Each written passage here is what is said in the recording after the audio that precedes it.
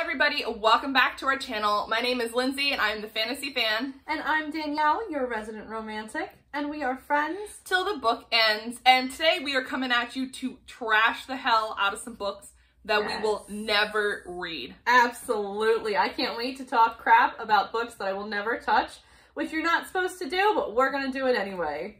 Alright, so the first book that I'm gonna Hulk smash is The Starless Sea by Erin Morgenstern. I read The Night Circus and didn't hate it, but I have heard that The Starless Sea essentially has no plot and we're just like following this dude and he's just like doing dude things, and it's too lyrical writing. Like, I hate writing where it's like too prosy and it sounds just like someone's writing a poem in book form. I'm not about it. And yeah, some of my most trusted booktubers have disliked it or DNF'd it, and I think I would also be one of those because I'm a very plot-driven person. So essentially, if we're meandering through like a 500-page book and nothing happened, I'm gonna be disappointed. So I'm gonna save myself the heartbreak and just never read it. That sounds like a smart decision. Actually, you know what? Before I start in on mine, two things. One, I will probably not give any synopsis for any of these. Two, most of mine are going to be very unpopular opinion. Please brace yourself, because the first one I'm bringing to you that I will never ever read is the Hunger Games trilogy. By you've never read it? Well, here's the thing. It's by Suzanne Collins. I read the first book, and then I put it down, and I was like, I'm never reading this again. Because the way that the Hunger Games is written, I'm sorry if this is a spoiler, I don't think it is, but there's a love triangle in there.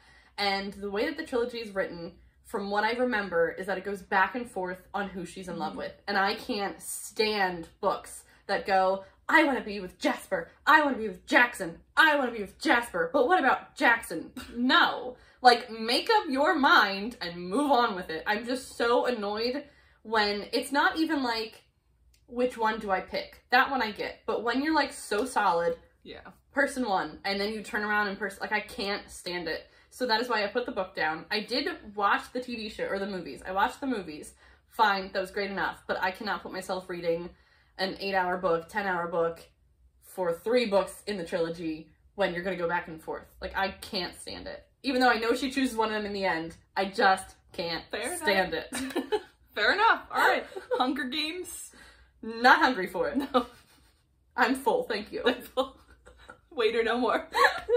So the second book, or duology, that you will never see me read is Strange the Dreamer by Laini Taylor, and much in the same sense of The Starless Sea, it's too lyrical. I think it's about this guy named Laszlo who discovers this lost city of Weep. Also, the fact that his name is Laszlo and the city's name is Weep makes me uninterested. Yeah, I'm just bored with the name Weep. I know. So just automatically I'm not interested. And I think there's this like blue-skinned girl that he falls in love with. I'm not sure. It sounds like Avatar. Yeah. I don't really know. But I have heard that it's very lyrical and that everything is very beautiful and blah, blah, blah. And I just can't stand writing like that. Like, it's just not my cup of tea. They did come out with new covers that are like really cool. I'll put the new covers here. It's like neon. And it made me think for a second. I was like, but I might. And then I was like, yeah. And then I was like, no, I won't.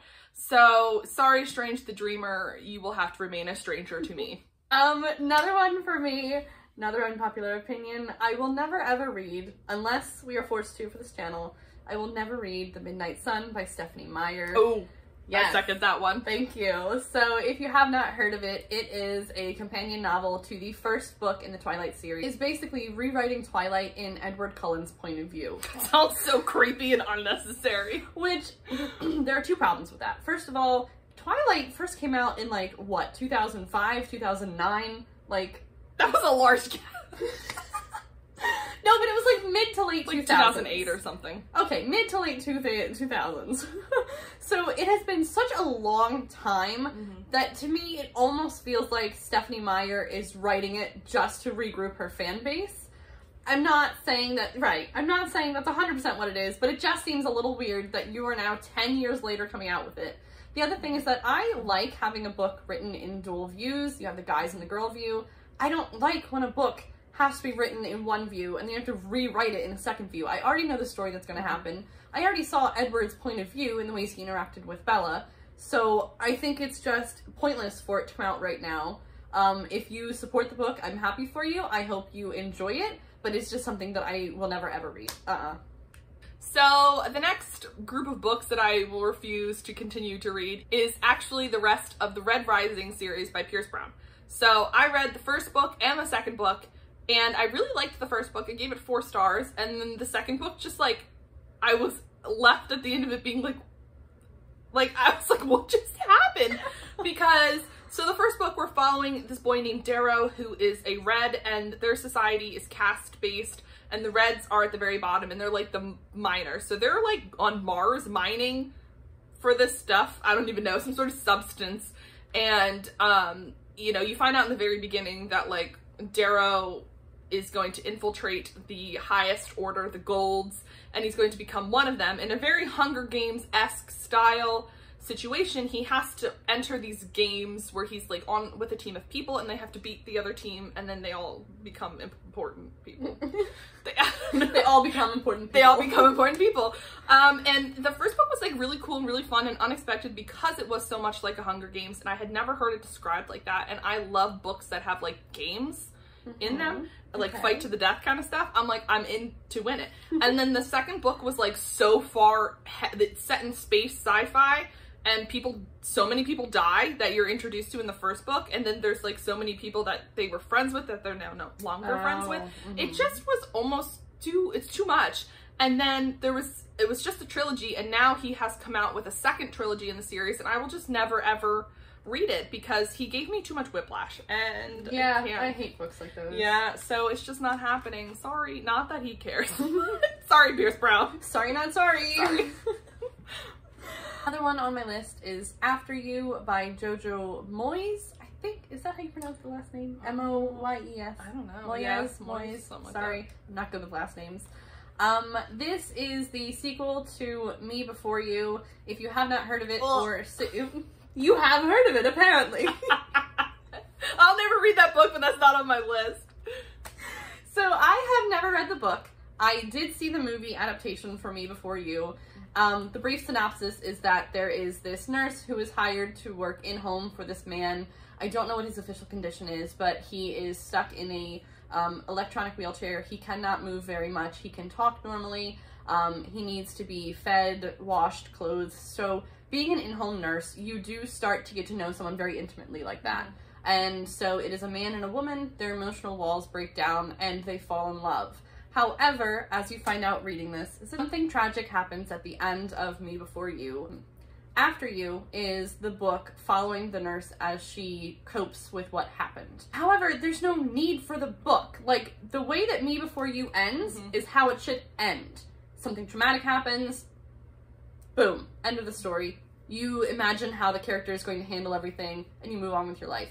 I don't need to see a woman trying to cope with something traumatic that already happened in the first book. Like, there's no too sad. Right. It's like, it's literally too sad.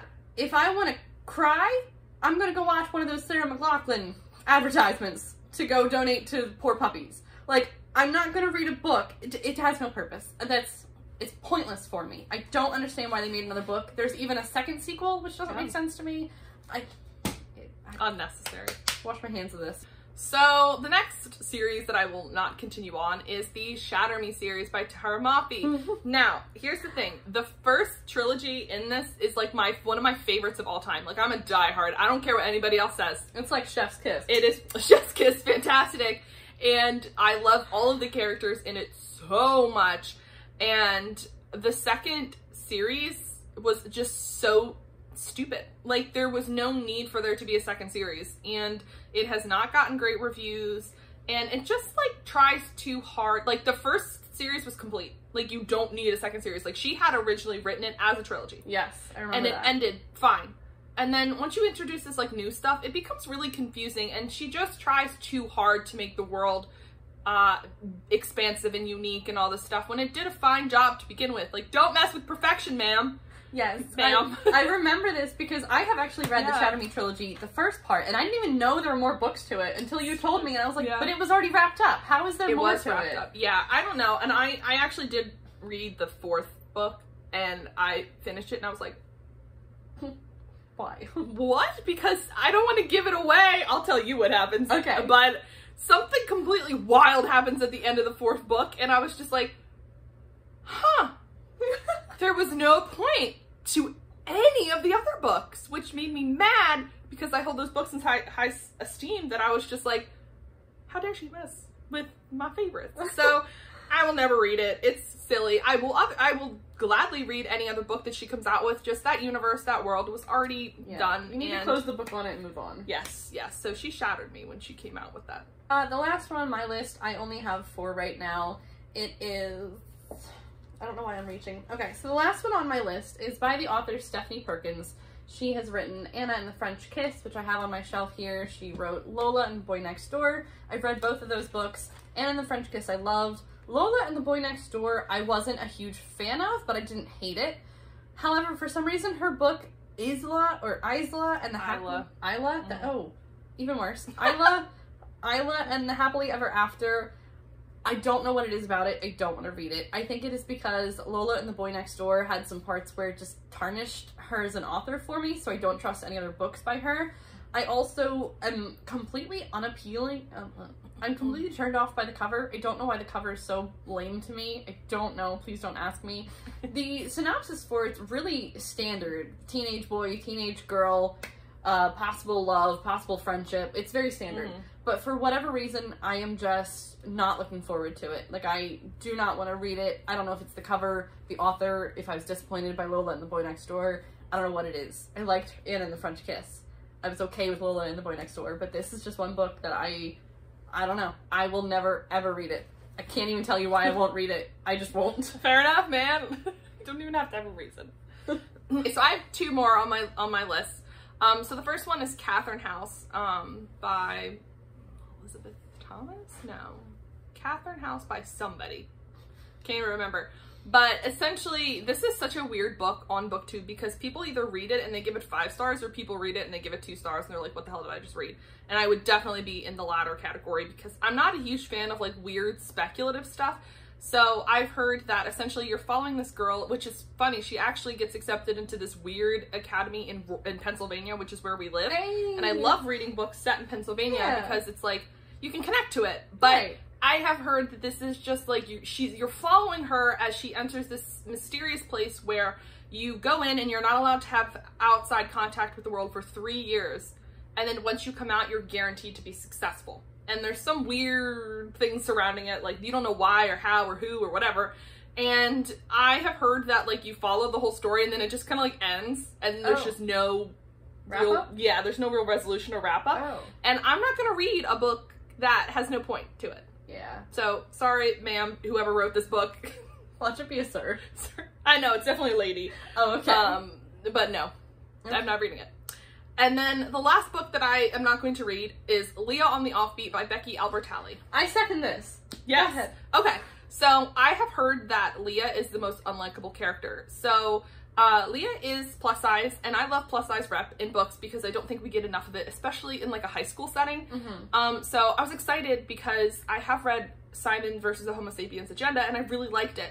And so when she came out with Leah on the Offbeat, I was like, oh, neat, like a fat main character in high school who's like working through some friendship stuff. I was like, that sounds like something I'd be really into. However, every review has been like, Leah is like a terrible person to herself and to friends, and like she doesn't deserve this book.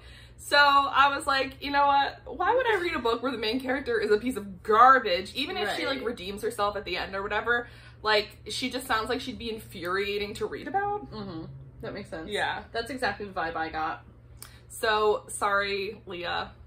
We will not be friends. So thank you for watching our video today. Let us know if you agree with any of our picks. Danielle might have some more unpopular ones than I do. Let us know if you disagree. We support that as well. And let us know what books that you will never pick if you're under duress. So yeah, thanks again for watching today's video, and we will see you guys in our next one. Bye.